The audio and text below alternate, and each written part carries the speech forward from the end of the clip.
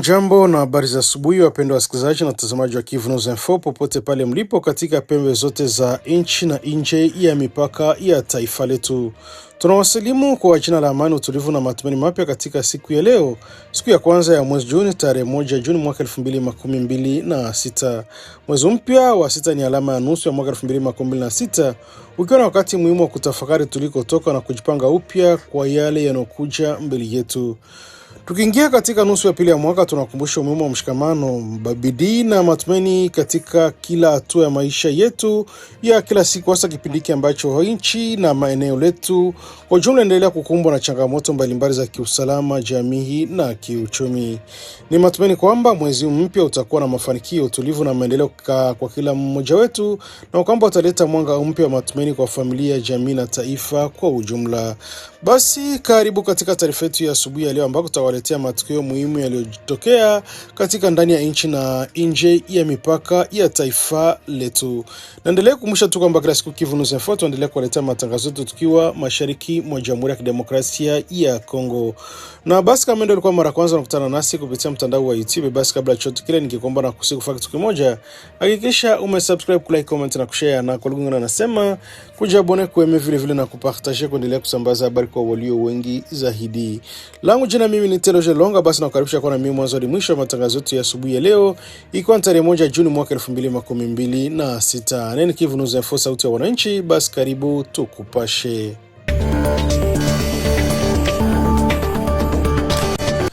Katika eneo la Beni mkoani Kivu Kaskazini, mashariki mwa Jamhuri ya Kidemokrasia ya Kongo, mashambulizi mapya yameripotiwa kutokea usiku wa Jumamosi kuamkia Jumapili, yakihusishwa na kundi la ADF ambalo linatajwa kuwa kama kundi la kigaidi linalofanya uasi katika eneo hilo. Kwa mujibu wa taarifa ya muda iliyotolewa na msemaji wa jeshi katika eneo la Beni, watu 13 raia na askari mmoja wa jeshi la serikali wamepoteza maisha katika matukio mawili tofauti ya uvamizi yaliyofanyika ndani ya usiku mmoja. Taarifa hizo zinaeleza kuwa mashambulizi hayo yalikuwa ya ghafla na lilenga maeneo ya makazi ya raia. Msemaji wa jeshi Luteni Mark Elongo amesema kwa tukio hilo la kwanza litokea karibu na saa 8 usiku, ambako kundi cha wapiganaji wanaodaiwa kuwa ADF wakilitokea kutoka msitu wa Mayangose. Nasemekana walikuwa wakijaribu kuvuka barabara kuu ya taifa namba 4 kwa lengo la kufika upande wa magharibi mwa eneo hilo. Tukio lilifanya uvamizi katika eneo la kati la vijiji vya Ngandi na Mavivi, ambako lishambulia raia waliokuwa katika maeneo yao ya kawaida ya makazi. Katika tukio hilo watu 6 waliuawa papo hapo, huku wengine wakijeruhiwa au kimbia makazi yao kwa hofu ya mashambulizi zaidi. Baada ya tukio hilo, vikosi vya jeshi vilianza msako na kufuatilia washambuliaji hao. Hata hivyo, wakati wa operesheni hiyo ya kuwatafuta, askari mmoja wa jeshi la Jamhuri ya Kidemokrasia ya Kongo alipoteza maisha akiwa katika mapambano moja kwa moja na wapiganaji hao. Kwa mujibu wa taarifa hizo, jumla waliouawa katika matukio mawili imefika raia 13 pamoja na askari mmoja, hali ambayo imezidisha huzuni na hasira miongoni mwa wakazi wa eneo hilo. Tukio limebua hisia kali katika jamii ya Beni, ambako vijana na wa eneo waliamua kubeba na kuandamana na miili baada ya wanga, wakitaka serikali kupitia jeshi kuchukua hatua kali za haraka dhidi ya ADF ili kumaliza kabisa vitendo vya mauaji vinavyoendelea kushuhudiwa mara kwa mara. Maandamano ya vijana ilionyesha kiwango kikubwa cha majonzi na hasira, ambako wakazi walieleza kuchoshwa na mashambulizi ya mara kwa mara yanayowasili maisha ya raia wasio na hatia, hasa wanawake na watoto. Jeshi la Jamhuri ya Kidemokrasia ya Kongo kwa upande wake imeahidi kuendelea na operesheni za kijeshi katika eneo hilo ili kuhakikisha kundi hilo linakabiliana na nguvu za dola ili kuzuia mashambulizi zaidi mengine dhidi ya raia. Hali ya usalama katika eneo la Beni bado inaendelea kuwa ya tahadhari kubwa, huku wakazi wakihimizwa kuwa makini na kushirikiana na vyombo vya ulinzi na usalama kwa kutoa taarifa zitakazosaidia kuzuia mashambulizi mapya. Na tukiendelea kubaki huko katika mji wa Beni mkoani Kivu Kaskazini, watu 6 wameuawa katika shambulio linalodaiwa kufanywa na ADF kwa mujibu wa taarifa za awali kutoka eneo hilo. Baada ya tukio hilo, vijana wa eneo hilo waliandamana wakibeba miili ya wahanga, wakitaka serikali kupitia jeshi la Jamhuri ya Kidemokrasia ya Kongo kuchukua hatua kali za haraka dhidi ya mashambulizi yanayoendelea huko. Wananchi wanasema wamechoka na mauaji mara kwa mara, wanataka ulinzi wa kudumu na amani kurejea katika eneo hilo.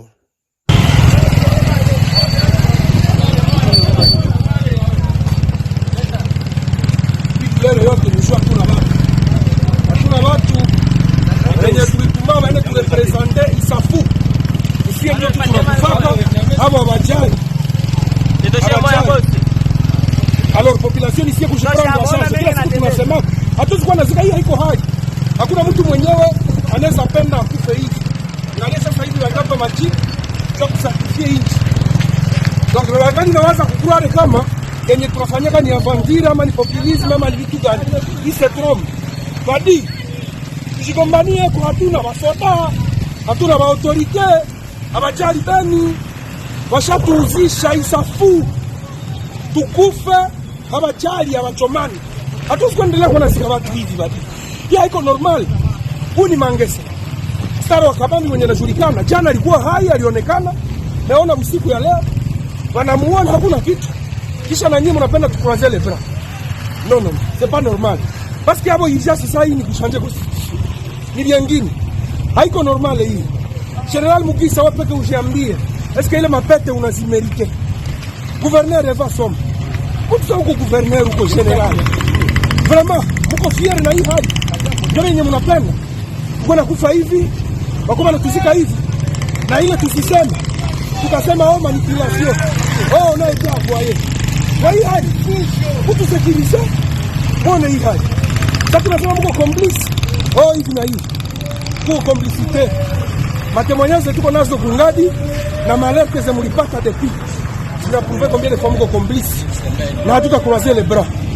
Hatutakroiser les bras. Des actions zinaanza za nguvu na hazita epargne mtu. Wakomplice wote wa hii malere wataenda mwa hii hali. Procedure.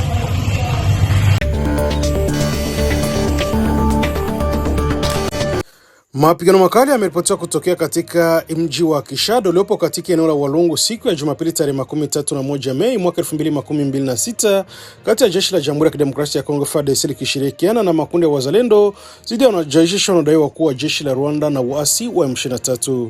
Kwa mujibu wa taarifa zinazotoka katika eneo hilo, mapigano hayo yalianza mapema asubuhi na kuendelea kwa muda ambako milio ya risasi na silaha nzito ilisikika katika milima na maeneo ya jirani karibu na mji huo, aliyosababisha hofu kubwa miongoni mwa wakazi wa Kishado na vijiji jirani.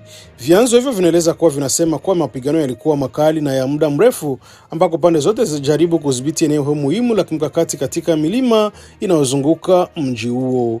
Ndaiwa kuwa jeshi la Jamhuri ya Kidemokrasia ya Kongo na wazalendo walifanya mashambulizi ya pamoja dhidi ya wapinzani wao katika harakati ya kuimarisha udhibiti wa eneo hilo. Baadhi ya taarifa zisizo rasmi kutoka kwa mashuhuda zinadai kuwa upande unadaiwa wa RDF na M23 ulipata hasara kubwa katika mapigano hayo na kwamba baadhi ya miili ya wapiganaji hao ilibaki katika maeneo ya vilima baada ya mapigano kumalizika. Hata hivyo, taarifa hizo bado hazijathibitishwa na mamlaka huru au vyanzo rasmi. Inaripotiwa kuwa baadhi ya video zimeanza kusambaa kupitia mitandao ya kijamii kuonyesha hali baada ya mapigano, lakini uhalisia wa picha na video hizo bado hazijathibitishwa kikamilifu. Hali ya taharuki inaendelea kutanda katika eneo la Walungu ambako wakazi wengi wamelazimika kukimbia makazi yao kwa muda kuhofia kuendelea kwa mapigano au mashambulizi ya kushtukiza. Hadi sasa kuna taarifa rasmi iliyotolewa na serikali au jeshi kuhusu matokeo ya mapigano hayo, huku hali ya usalama ikiendelea kuwa tete katika maeneo ya milimani yanayozunguka Kishado. Wataalamu wa masuala ya usalama wanasema kwa maeneo ya Walungu na sehemu zingine za Kivu Kusini kwa muda mrefu yamekuwa na changamoto za kiusalama kutokana na uwepo wa makundi mbalimbali yenye silaha yanayosababisha mapigano mara kwa mara na kuathiri maisha ya raia. Wito umetolewa kwa wananchi kwa uangalifu na kusubiri taarifa rasmi kutoka kwa mamlaka husika ili kuepuka kueneza taarifa zisizo na udhibitisho ambazo zinaweza kuongeza taharuki katika jamii hii. Kiongozi wa wazalendo kutoka mkoa wa Kivu Kusini umetoa taarifa rasmi ya kukanusha habari zinazosambazwa kwenye mitandao ya kijamii zikidai kuwa Jenerali William Amuria Kutumba amefariki dunia. Katika taarifa hiyo iliyotolewa siku ya Jumamosi tarehe 31 Mei mjini Uvira, kikosi cha wazalendo nasema wazi kuwa taarifa hizo si za kweli na hazina msingi wote wa kuaminika. Kwa mujibu wa moja kwa moja wa uhusika wa kisiasa na kijamii, habari hizo ni sehemu ya upotoshaji mkubwa unaoendelea kusambazwa katika mazingira yasiyofahamu ya kiusalama mashariki mwa Jamhuri ya Kidemokrasia ya Kongo. Uongozi wa wazalendo unasema kuwa Kuna makundi yanayodaiwa kuwa na maadui ya nchi yakiwemo M23 na RADF. Tunaonea na Red Tabara ambayo anadaiwa kusambaza taarifa hizo za uongo kwa lengo la kupandikiza hofu, kuchanganya wananchi na kuzofisha morali ya wapiganaji walioko katika maeneo ya mapambano. Taarifa hiyo inasisitiza kuwa Jenerali William Amuria Kutumba yuko hai, ana afya njema na endelea kutekeleza majukumu yake ya kulinda uhuru na mipaka ya taifa kwa ujasiri mkubwa. Kikosi hicho cha wazalendo nasema hakuna taarifa yoyote ya kweli inayothibitisha kifo chake kama inavyodaiwa kwenye mitandao ya kijamii. Hali imekuja baada ya taarifa mbalimbali kusambaa kwa kasi katika mitandao ya kijamii kudai kuwa kifo cha kiongozi huyo wa kijeshi jambo ambalo limezua mjadala mkubwa na hofu miongoni mwa wananchi katika maeneo ya Uvira, Fizi na sehemu nyingine za Kivu Kusini. Katika msimamo wake, koordineta ya uongozi wa wazalendo imewataka wananchi kuwa makini na taarifa zinazotoka mitandaoni, hasa zile ambazo hazijathibitishwa na mamlaka rasmi, ikisisitiza kuwa taarifa za aina hiyo mara nyingi hutumika kuleta taruki na migawanyiko ndani ya jamii. Pia umoja huo umepongeza Jenerali Amuria Kutumba kwa kile walichokiita ujasiri wake, uzalendo wake wa hali ya juu na mchango wake mkubwa katika ulinzi wa taifa na maeneo yanayokumbwa na ukosefu wa usalama. Wanasema bado wanaendelea kuwa sehemu muhimu za juhudi ya kulinda wananchi na kupambana na vitisho vya kiusalama. Koordineta hiyo ya uongozi wa wazalendo imeonya vikali watu wote waendeleza kusambaza taarifa za uongo zinazohusu viongozi wa kijeshi au hali ya usalama, akisema kuwa vitendo hivyo vinaweza kuathiri kwa kiasi kikubwa juhudi za ulinzi zinazoendelea katika maeneo mbalimbali. Mwisho, koordineta wa wazalendo ametaka wananchi wa Kivu Kusini na taifa kwa jumla kutegemea taarifa rasmi zinazotolewa na mamlaka husika pekee na kuepuka kuamini kile kinachozunguka kwenye mitandao ya kijamii bila udhibitisho. Taarifa hiyo imesainiwa na Luvumbu Kilamba Lebon, mratibu wa mkoa wa wazalendo katika mkoa wa Kivu Kusini, pamoja na Justin Kungamwengo Blaise, msemaji wa mkuu wa idara ya mawasiliano na habari. Hii inakuja wakati ambako wale usalama mashariki mwa Kongo inaendelea kuwa tete, huku kukiwa na mapigano mara kwa mara na kusambaa kwa taarifa potofu zinazozidi kuathiri hali ya utulivu wa jamii.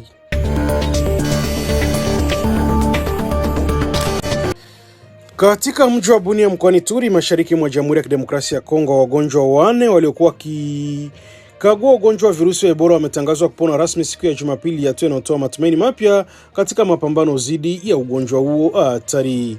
Kwa mujibu wa taarifa za mamlaka za afya za eneo hilo, wagonjwa walikuwa wakipatiwa matibabu katika hospitali ya Centre Medical Evangelique wamepatiwa ruhusa ya kurudi nyumbani baada ya hali zao kuimarika kikamilifu na kuthibitishwa kuwa wana tena virusi vya Ebola.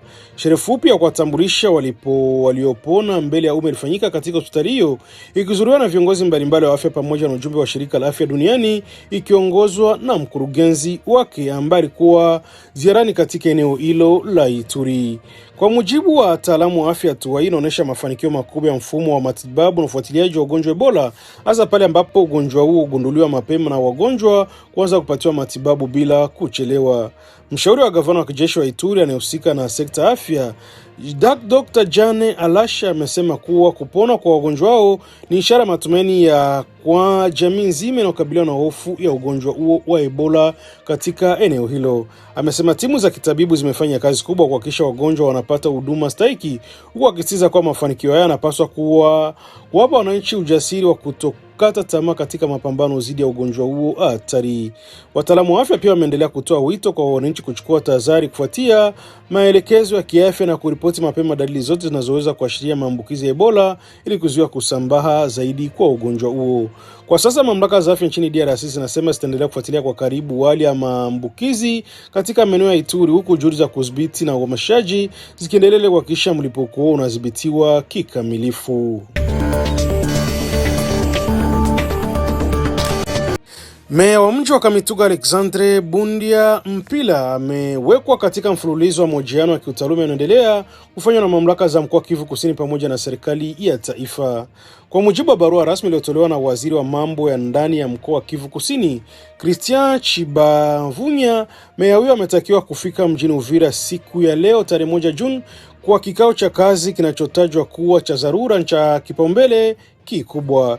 Kikao hicho kimeelezwa kufanyika kwa maagizo ya gavana mkoa na kuhusisha uchunguzi wa swala linalomhusisha mkaguzi wa doktora militeri aliyeko huko Kamituga.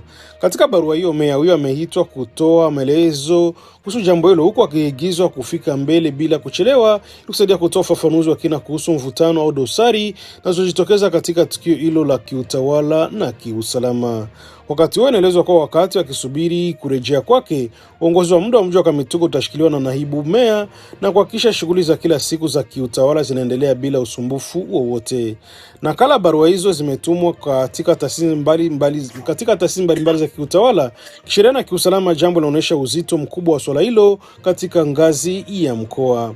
Katika hatua nyingine, serikali ya taifa kupitia wizara ya mambo ya ndani pia imetoa wito rasmi kwa meya kuelekea Kinshasa. Katika barua iliyosainiwa na naibu waziri mkuu na waziri wa mambo ya ndani Jacquemaine Shabani Luko tarehe 13 Mei mwaka 2026, meya wa Kamituga anatakiwa kufika katika mji mkuu kwa mashauriano rasmi. Hadi sasa kuna maelezo ya kina iliyotolewa kuhusu sababu halisi za wito wake huko Kinshasa, jambo ambalo linaongeza maswali na mjadala katika duru za kiutawala na miongoni mwa wananchi wa Kamituga. Katika mji wa Kamituga, taarifa hizi zimezua mjadala mkubwa miongoni mwa wakazi, ambako baadhi ya watu wanajaribu kuelewa sababu za wito huo wa ghafla na iwapo kuna masuala ya kitaaluma au kiusalama yanayochunguzwa. Hadi sasa Meya Alexandre Bundia Mpila hajatoa tamko rasmi kuhusu wito huo, huku macho ya wengi yakielekezwa Uvira na Kinshasa kusubiri matokeo ya mazungumzo hayo ambayo yanaweza kuleta mwelekeo mpya katika uongozi wa mji wa Kamituga.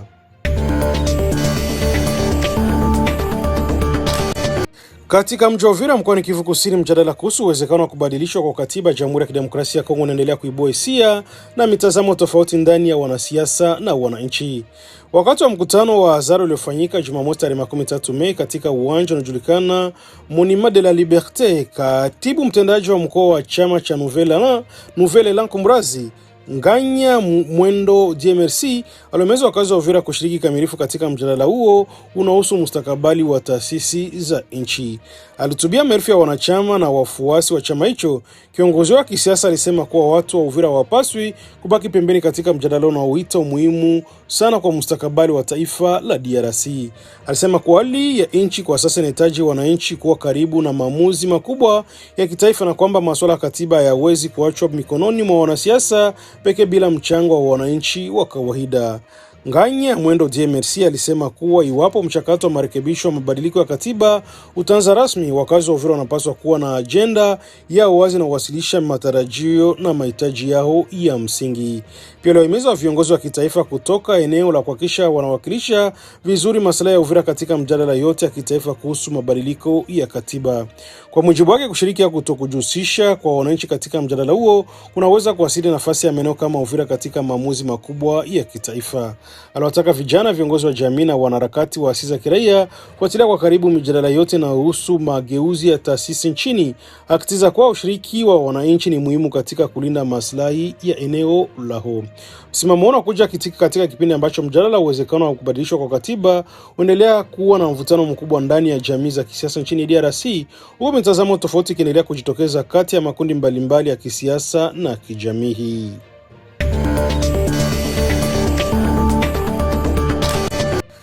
Kwa zaidi ya mwongo mmoja, wakazi wa eneo la Beni mkoani Kivu Kaskazini mashariki mwa Jamhuri ya Kidemokrasia ya Kongo wanaendelea kuishi chini ya tishio la mara kwa mara na mashambulizi yanayoendelea kufanywa na kundi la ADF ambalo limehusishwa na mauaji ya raia katika vipindi tofauti. Mwaka 2014 ndio ulioashiria kuongezeka kwa kasi na kwa mfumo wa mashambulizi dhidi ya raia katika eneo hilo. Tangu wakati huo, matukio ya mauaji yameendelea kuripotiwa mara kwa mara licha kuwepo kwa operesheni mbalimbali za kijeshi zinazofanywa na jeshi la serikali ya Jamhuri ya Kidemokrasia ya Kongo kwa nyakati tofauti ili kujaribu kudhibiti hali hiyo. Kwa miaka iliyopita, operesheni hizo zilihusisha makamanda mbalimbali wa kijeshi waliopokezana majukumu yao katika eneo hilo, huku juhudi za kijeshi zikiendelea kubadilika kulingana na hali ya vitisho. Kuanzia mwaka 2021 kuanzisha za pia operesheni za pamoja kati ya jeshi la Jamhuri ya Kidemokrasia ya Kongo FARDC na jeshi la Uganda UPDF ambazo zimelenga kuimarisha mapambano dhidi ya kundi hilo katika maeneo ya mipaka. Asili ya ADF inahusishwa na mabadiliko ya kisiasa nchini Uganda baada ya Yoweri Museveni kuingia madarakani mnamo mwaka 1986. Baadhi ya makundi yaliyopinga serikali mpya yalijikusanya polepole na kuunda harakati za uasi zinazoendelea kukua kila mwaka.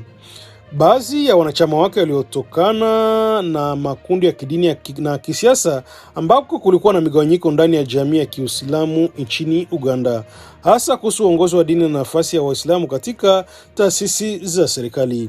Katika mazingira ya harakati zilianza kujipanga zaidi na kuingia katika mwelekeo wa kijeshi chini ya uongozi wa Jamii Mukulu, ambaye baadaye alihusishwa na uanzishi wa makundi ya wapiganaji. Mnamo mwaka 1995 harakati hizo zilijiunga na kundi lingine la uasi linalojulikana kama NALU, na hivyo kuunda kikundi kipya cha ADF NALU, na mgawanyiko huu unalenga kuimarisha nguvu za kijeshi dhidi ya serikali ya Uganda. Baada ya kushindwa kukabiliana na mashinikizo ya kijeshi nchini Uganda, kundi hilo lilihamia upande wa mashariki mwa DRC kijikita katika maeneo ya milima na misitu ya Rwenzori karibu na mpaka. Katika kipindi hicho, hali ya kisiasa na migogoro ya kikanda iliruhusu kundi hilo kujipenyeza na kujikita katika maeneo ya mbali. Tangu kuhamia kwake katika ardhi ya Kongo, ADF inaendelea kufanya mashambulizi dhidi ya raia, hasa katika maeneo ya Beni na vijiji jirani, na mashambulizi hayo yamekuwa kitafsiriwa kama mbinu za kijeshi na kueneza hofu, kulazimisha kwa watu kuhama maeneo yao na kuzofisha uwezo wa kijeshi kulinda maeneo yote kwa wakati mmoja. Pia kutokana na watu kukimbia vijiji vyao, kundi hilo limekuwa likitumia baadhi ya maeneo yaliyoachwa kwa kama maficho ya maeneo na shughuli zao, ikiwemo mitandao ya usambazaji na uwezekano wa kunufainika na rasilimali za eneo hilo kama madini na mazao ya misitu. Tangu mwaka 2019 kundi hilo limehusishwa pia na mitandao ya kimataifa ya kigaidi kupitia itikadi kali za kidini, jambo ambalo limeongeza mwelekeo mpya wa vita hiyo, ambapo sasa si mgogoro wa kisiasa bali ni pia una kipengele cha kikaidi na cha kijihadi. Mabadiliko haya yamefanya kundi hilo kutumia pia propaganda za video na kuonyesha mashambulizi yake kwa lengo la kuonyesha nguvu zake, kuvutia wapiganaji wapya na kupata msaada wa mitandao ya kimataifa. Wataalamu wa masuala ya usalama wanasema kuwa suluhisho la kudumu la tatizo hilo haliwezi kuwa la kijeshi pekee, linahitaji pia kukata mitandao ya fedha na vifaa vinavyosaidia kundi hilo kuimarisha utawala wa sheria pamoja na mpango wa kuwaondoa wapiganaji wanaojumuisha tena katika jamii hii.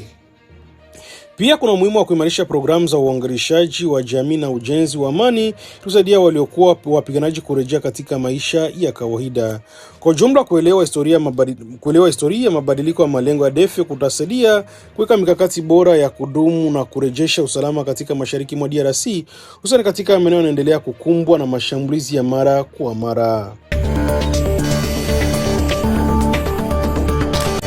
Katika kijiji cha Mwayenga, hasa eneo la Luambama kiliko katika sekta Mutambala, eneo la Fizi, mkoani Kivu Kusini mashariki mwa Jamhuri ya Kidemokrasia ya Kongo, tukio la kusitisha limetokea usiku wa Jumapili tarehe 31 ambako chombo cha usafiri wa majini kilichobeba bidhaa mbalimbali kimezama katika maji ya ziwa Tanganyika.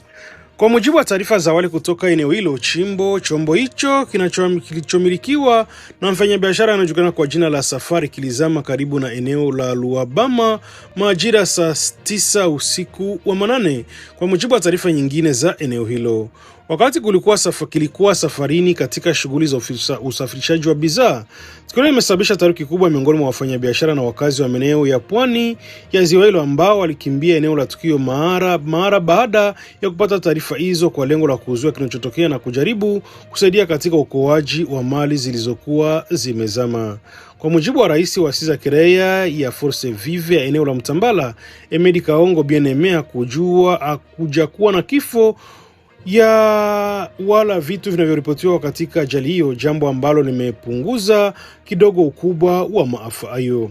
Hata hivyo, amethibitisha kwa mizigo yote ilikuwa imebebwa na chombo hicho pamoja na injini ya chombo chenyewe vilipotea kabisa ndani ya ziwa Tanganyika.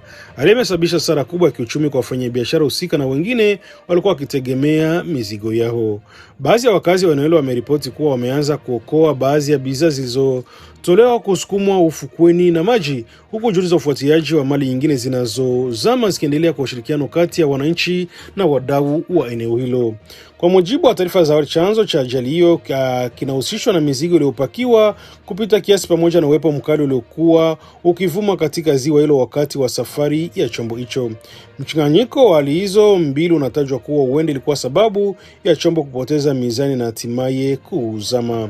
Wafanyabiashara wa eneo wameeleza kushtushwa na tukio hilo na wametoa wito kwa mamlaka husika kuimarisha usalama katika shughuli za usafiri wa majini katika ziwa Tanganyika ili kuepusha ajali kama hizi ambazo zimekuwa zikiathiri shughuli za kiuchumi na za wakazi wanaotegemea ziwa hilo kwa maisha yao ya kila siku.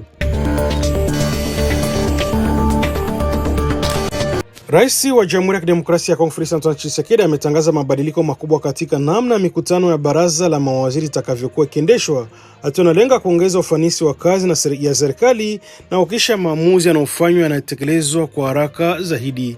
Tangazo hilo limetolewa wakati wa mkutano wa 91 wa baraza la mawaziri unaofanyika Ijumaa tarehe 29 Mei katika ikulu ya Umoja wa Afrika mjini Kinshasa chini ya wenyekiti wake. Katika kikao hicho, rais alieleza kuwa serikali inahitaji kuongeza kasi ya utekelezaji wa mipango yake ili kujibu changamoto zinazokabili wananchi katika maeneo mbalimbali ya nchi. Kwa mujibu wa taarifa iliyosomwa rasmi na waziri wa uchumi wa kidijitali Augustin Kambasa Maliba, ambaye pia alihudumu kama msemaji wa muda wa serikali, mikutano ya baraza ya mawaziri ambayo hapo awali iliyofanyika kila wiki sasa itapunguzwa na kufanyika mara 2 kwa mwezi hadi hapo itakapotangazwa vinginevyo. Rais wa Jamhuri ya Kidemokrasia ya Kongo Felix Antoine Tshisekedi alieleza kuwa ingawa utaratibu wa mikutano ya kila wiki ulianzishwa ili kuhakikisha ufuatiliaji wa karibu na wa shughuli za serikali, sasa kuna haja ya kubadilisha mfumo huo ili kuongeza muda wa utekelezaji wa maamuzi badala ya kutumia muda mwingi katika vikao vya mara kwa mara. Alisisitiza kuwa lengo kuu la mabadiliko ni kuhakikisha kila waziri anawajibika ipasavyo katika kutekeleza majukumu yake kwa ufanisi na kwa kasi inayolingana na matarajio ya wananchi. Pia alitangaza kuwekwa kwa mfumo mpya wa ufuatiliaji na tathmini ya utendaji wa serikali ambao utawezesha yeye binafsi kufuatilia kwa karibu hatua za utekelezaji wa maamuzi yote yanayofanywa katika baraza la mawaziri. Kwa mujibu wa taarifa hiyo, mfumo huo mpya utaangalia kwa undani kiwango cha utekelezaji wa miradi na maamuzi ya serikali katika kila sekta pamoja na matokeo yake kwa wananchi. Tangu kuanza kwa utawala wake, mikutano ya kila wiki ya baraza la mawaziri ilikuwa ikisifiwa kama hatua muhimu ya kuimarisha uwazi na utaratibu wa kazi serikalini. Hata hivyo, baada ya muda kumekuwepo na mijadala kuhusu kiwango cha utekelezaji wa maamuzi yanayotolewa katika mikutano hiyo. Baadhi ya wachambuzi wa masuala ya kisiasa wanasema kuwa licha ya mikutano hiyo kufanyika mara kwa mara chini ya serikali mbalimbali zilizopita, ikiwemo zile zilizoongozwa na Sylvain Ilunga, Ilikumba, Jean-Michel Sema Lukonde na sasa Judith Suminwa, bado kumekuwepo na changamoto ya baadhi ya maamuzi yanayotekelezwa kikamilifu au kucheleweshwa. Kwa sasa mabadiliko mapya yanatazamwa kama jaribio la kuimarisha nidhamu ya kazi serikalini na kuongeza kasi ya utekelezaji wa sera za taifa, huku macho ya wananchi yakibaki kuwa serikali kuona hatua hiyo inaleta matokeo chanya katika maisha ya kila siku. Katika nchi ya Burundi, usiku wa kuamkia tarehe 13 Mei, moto mkubwa ulijitokeza sehemu ya soko kuu iliyopo katika mji mkuu wa wilaya Cibitoke mkoani Bujumbura. Tukio limeripotiwa kusababisha hasara kubwa kwa wafanyabiashara wa eneo hilo. Kwa mujibu wa taarifa za awali zilizoandaliwa na shirika la habari la Burundi Agence Burundaise de Presse, moto ulianza majira saa 12 jioni ya tarehe 29 kumrazi Mei na kuendelea kusambaa kwa kasi katika maduka mbalimbali ya soko hilo. Inakadiriwa kuwa takriban maduka 14 yaliteketea kabisa kwa moto huo pamoja na bidhaa zilizokuwa ndani yake. Pia bidhaa nyingi zilizokuwa zimepangwa nje ya maduka ziliharibiwa vibaya kutokana na moto na moshi mzito uliosambaa eneo lote la soko. Juhudi za zimamoto zilichelewa kuanza ipaswavyo, ambako gari la zimamoto lilifika eneo la tukio majira saa 7 usiku, takriban saa kadhaa baada ya moto kuanza. Hali ilifanya moto kuendelea kuwaka kwa muda mrefu hadi pale ilipodhibitiwa kikamilifu asubuhi ya siku iliyofuata karibu saa 2. Katika kipindi chote hicho cha tukio, vikosi vya usalama pamoja na kamati ya pamoja ulinzi wa eneo hilo vilijitokeza kusaidia kudhibiti hali hiyo, hasa kwa kuimarisha na kuhamasisha vitu vinavyoweza kushika moto ili kuzuia moto usienee zaidi katika sehemu nyingine ya soko. Pia wafanyabiashara wenyewe walijaribu kwa njia zao kuokoa bidhaa zao na mali zao, ingawa hali ya giza na kasi ya moto ilifanya juhudi hizo kuwa ngumu sana na zisizo na matokeo makubwa. Hadi sasa chanzo cha moto bado hakijajulikana rasmi, na mamlaka za eneo hilo zinasema uchunguzi umeanza ili kubaini ni nini hasa kilisababisha ajali hiyo kubwa ya moto. Kwa sasa soko limefungwa huku tathmini ya kina na hasara vikiendelea kufanyika. Wafanyabiashara walipoteza mali zao wameachwa katika hali ngumu, wakisubiri msaada na ufafanuzi wa hatua zinazochukuliwa na serikali baada ya tukio hilo.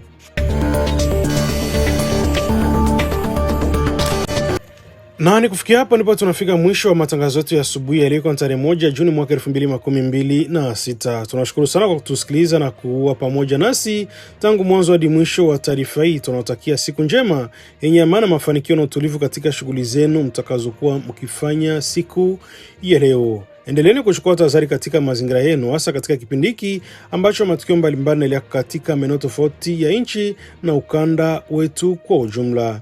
Na kabla tujatimisha matangazo yetu ya asubuhi leo, tuendelee kukumbusha tu kwamba hii ni Kivu News FM. Kila siku tuendelea kuwaletea matangazo yetu tukiwa mashariki mwa Jamhuri ya Kidemokrasia ya Kongo. Na basi kama ndio ulikuwa mara kwanza unakutana nasi kupitia mtandao huu wa YouTube, basi kabla ya kuondoka ningekuomba na kusiku kitu kimoja. Hakikisha umesubscribe, like, comment na kushare, na kwa lugha nyingine nasema kujabone kwa vile vile na kupartager kuendelea kusambaza habari kwa walio wengi zaidi. Na basi kama tayari utakuwa umeshafanya hivyo, acha tuendelee kusema asante sana kuchagua Kivu News Info kama kituo chako chema cha matangazo. Ni na mazungumzo ya kila siku, tunakuletea habari zenye kuaminika tena kwa muda mwafaka. Hivyo basi na uendelea kutuandikia na ukatujuza na tusikilize kwa sehemu gani na undo katuambia maoni yako aiza mapendekezo yako. Langu jina mimi ni Teloje Longa, basi nakwambia tukutane tena katika taarifa yetu ijayo ya habari kwa wakati ule ule, na kwa sasa kutoka Kivu News Info tunasema asanteni sana na kwaheri na mchana mwema. Skrini zetu zinaweza kuunganisha au kugawa. Leo hii taarifa nyingi husambaa bila kuthibitishwa kwenye mitandao ya kijamii. Uvumi, habari za uongo na maneno ya chuki vinaharibu uaminifu na kudhoofisha jamii zetu. Kabla ya kushiriki, jiulize swali rahisi: je, taarifa hii ni ya ukweli? Tuthibitishe vyanzo, tukatae upotoshaji, tuseme hapana kwa taarifa za uongo. Skrini zetu zinapaswa kuwa madaraja na si silaha. Kivu News Info inakuita kuwa na wajibikaji wa kidijitali. Pamoja tuchague umoja, ukweli na amani. Ujumbe huu umetolewa na kuzanishwa na Wizara ya Ulaya ya Mambo ya Nje kwa kushirikiana na Search for Common Ground. Audio Jungle.